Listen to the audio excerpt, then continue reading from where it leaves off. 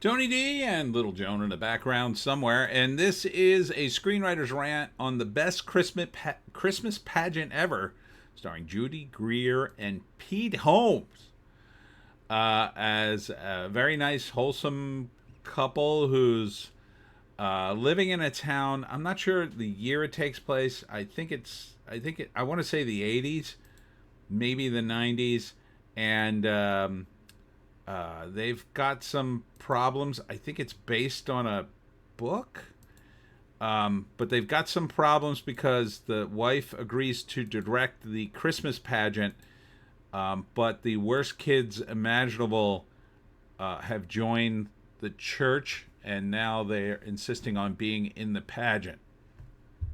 Yeah, but it's actually kind of wholesome. Smash like and subscribe. Thank you for smash liking and subscribing. Check out my books, links in the description. Comedy Horror in South Jersey. It's the Pineys, books 1 through 14, available at Amazon.com. Don't forget, Kindle Unlimited is free. It's very strange to me. Now, I don't know Judy Greer's background, but Pete Holmes seemed kind of edgy.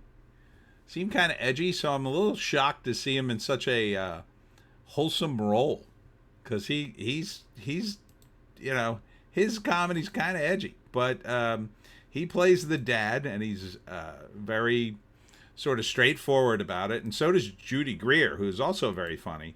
It kind of focuses more on the kids, although Holmes has a few great takes just in the trailer. And the premise is Judy volunteers to direct the Christmas pageant, but these local kids somehow get into the church, and they're terrible kids, and like their kids don't like them because they're always bullying people and throwing snowballs at them.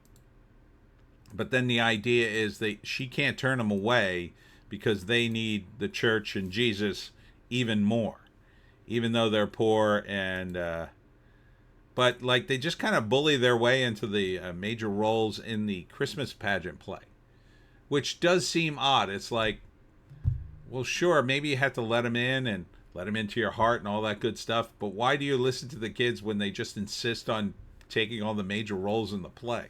Doesn't make any sense, but it's kind of a wholesome movie. I mean, Judy Greer basically directs the pageant, and she's kind of selfless about it. She's like, well, this isn't about me. It isn't about having a good pageant. These bad kids need us more. And Pete Holmes is just kind of the wholesome, supporting dad who also does charity work. So this may be part of the trend I said was coming, where Hollywood guys lean hard into more traditional movies and media, right? Because I don't see a single woke moment in this thing. This seems very wholesome. Yeah, I'm going to say early 80s, maybe? Early 80s on this?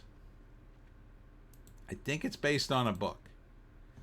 Very holiday. It reminds me a little bit of A Christmas Story. In its best-selling classic. I assume a book. And they're gonna help these kids, these poor kids, be in the play, and then sort of, make friends with them, even though their home life's terrible, and it seems nice. I kind of like it. I don't find it particularly funny. It's a little bit fun. It's mildly amusing, but it seems like it would be a nice Christmas show to watch with kids, I guess. Seems wholesome. I even would maybe watch it. I don't think I'd pick it, on the top of my list or anything. But if I was hanging out and we were looking for something Christmassy to watch, and I've seen A Christmas Story and its sequel a gazillion times, maybe I'd watch this. I like Judy Greer. Pete Holmes is very funny. Sure, why not? First act, establishes the family, and the kids don't like the bad neighborhood kids. But the wife, Judy Greer, volunteers to direct the Christmas pageant, and as wackiness ensues. So you got the wacky church members, and they want her to kick the kids out, and she won't do that. So this is the second act. So they're trying to do the play. It's a disaster at first. The kids are completely unruly. But like Pete Holmes is doing charity work, giving them free food, so he kind of has an in with them. And he's sort of super nice. Everybody's just super nice to them, and I think that just overcomes their horribleness. And eventually they do well in the pageant. And I think they all become friends. I think that's going to be the end. And I kind of like that ending. I don't know. Why not? Why not a happy ending once in a while, Hollywood? So this seems nice. It's a little early for Christmas movies, though.